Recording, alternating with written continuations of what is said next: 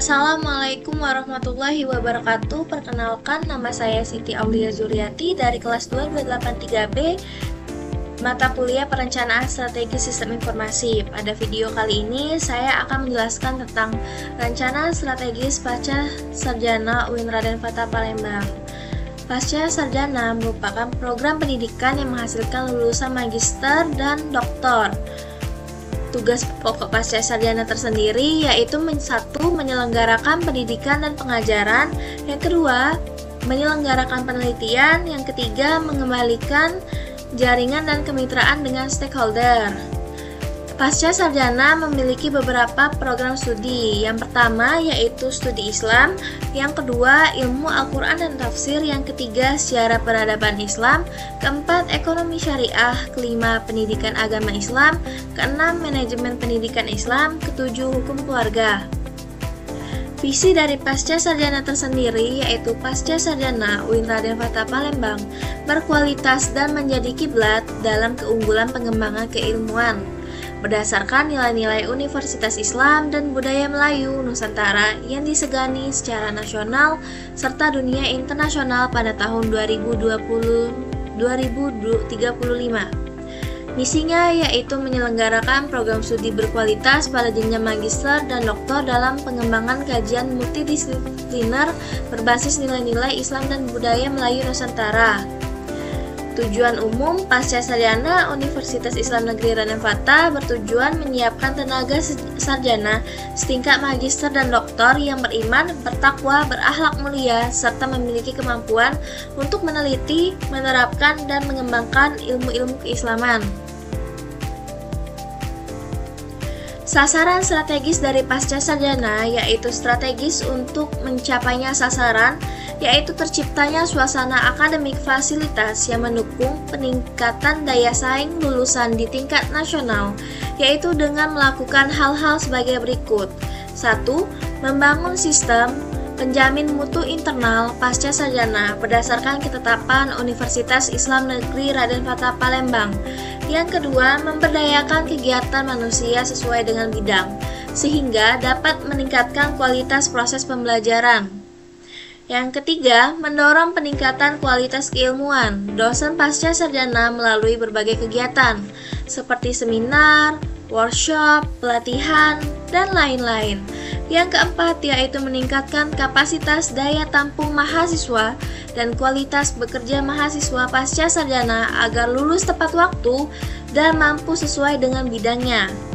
Yang kedua, strategi untuk tercapainya sasaran yaitu dengan mendorong dan memfasilitasi seluruh dosen untuk melakukan riset dan publikasi ilmiah. Yang pertama yaitu membangun suasana akademik yang mendukung terciptanya budaya riset dan publikasi ilmiah. Yang kedua, menyelenggarakan kegiatan ilmiah untuk meningkatkan kompetensi dan budaya riset. Yang ketiga, melakukan penelitian berdasarkan bidang keilmuan dosen. Yang keempat, mempublikasi hasil penelitian dosen tingkat nasional maupun internasional. Yang ketiga, sasaran untuk mencapai sasaran pasca sarjana yaitu tumbuhnya atmosfer dan kondusif untuk menghasilkan karya yang inovatif dan aplikatif sehingga berpeluang mendapatkan haki. Yang pertama, 1. Semakin banyak dosen pasca sarjana yang telah mendapatkan pengakuan haki atas karya-karya yang telah dihasilkan. Yang kedua, semakin banyaknya kolaborasi antara dosen dengan mahasiswa sehingga bentuk publikasi dosen dan mahasiswa meningkat. Yang ketiga, mendorong geliat mahasiswa untuk menghasilkan penelitian yang orisinil yang kelak bisa diajukan untuk mendapatkan pengakuan haki. Yang keempat, strategi untuk meningkatkan yaitu meningkatkan community development sebagai bagian dari Tridharma perguruan tinggi. Yang pertama, membangun komitmen SDM di pasca sarjana untuk melaksanakan pengabdian kepada masyarakat oleh dosen dengan melibatkan mahasiswanya. Yang kedua, mengembangkan jenjang karir dan kerjasama yang berorientasi pada peningkatan kualitas pengembangan pengabdian kepada masyarakat. Yang terakhir, yang kelima, meningkatnya kualitas kelembagaan program studi dan kualitas jaringan-jaringan tentang studi Islam yang berkelanjutan. Yang pertama, mengembangkan jejaring dan kerjasama yang berorientasi pada peningkatan kualitas SDM. dan kelembagaan dengan ranah pemikiran Islam berkemajuan sebagai upaya implementasi Tridharma perguruan tinggi. Yang kedua, melakukan penelitian dan publikasi tentang studi Islam. Bisa dilihat struktur organisasi pasca sarjana, yaitu ada unsur pimpinan, unsur pelaksanaan akademik, unsur kelengkapan, unsur pelaksana administrasi, dan di sini juga ada program kerja pasca sarjana.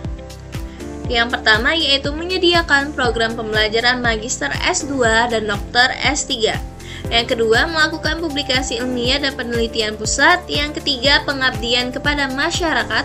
Dan yang terakhir yaitu peningkatan program studi.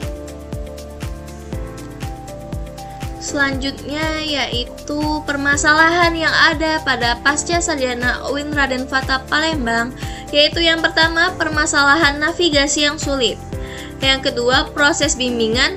Yang ketiga, website lambat diakses. Yang keempat, informasi yang kurang update atau tidak lengkap. Dan yang terakhir, permasalahan saat menggunakan SIMAK dan e-learning. Oke, solusi untuk permasalahan yang ada yaitu yang pertama, untuk masalah navigasi yang sulit, memberikan beberapa solusi yang dapat digunakan. Yang pertama yaitu menyederhanakan menu dengan cara mengurangi jumlah menu utama dan mengelompokkan kategori yang sama atau mirip. Yang kedua, solusi yang kami tawarkan pada permasalahan bimbingan dosen yaitu melakukan bimbingan secara daring menggunakan aplikasi Zoom atau aplikasi lainnya.